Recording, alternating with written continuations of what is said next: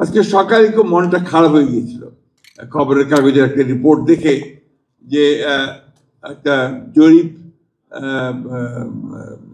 সংস্থা তারা জরিপে লিখেছে যে বাংলাদেশের তরুণরা মাত্র শতকরা 1.87% যারা রাজনীতিতে আগ্রহী।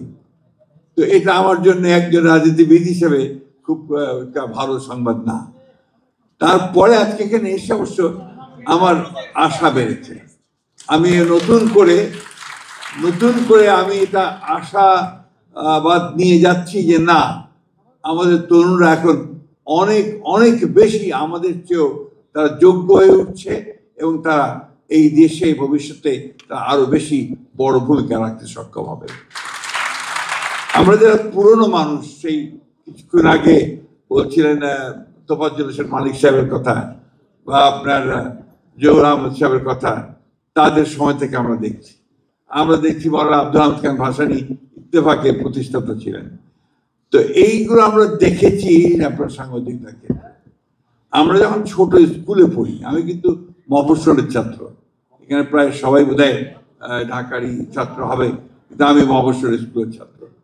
সেই তখন পাকিস্তান আমলে একটা প্রতিযোগিতা হতো এবং সেই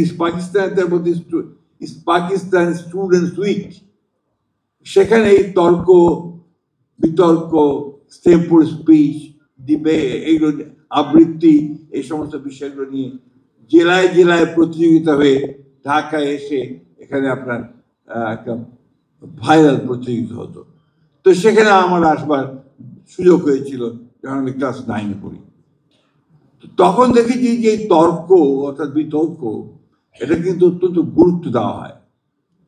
রবীন্দ্রনাথ ঠাকুরের একটা কবিতা আছে যেটাকে আমি একটু ভিন্নভাবে প্রয়োগ করি, অর্থাৎ একটা নেগেটিভ ওয়েতে।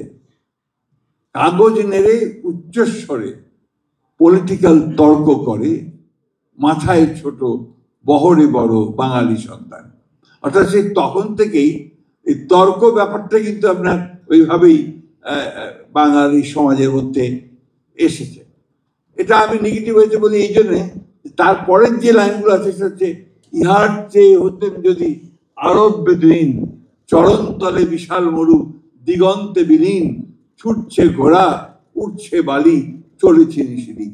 অর্থাৎ গতিবাগের কথা বলা হয়েছে। তো আমি একটু সমালোচনা করতে গিয়ে ওই মাথায় ছোট বহরে বড় বাঙালি সন্তান কথাটা বলতাম।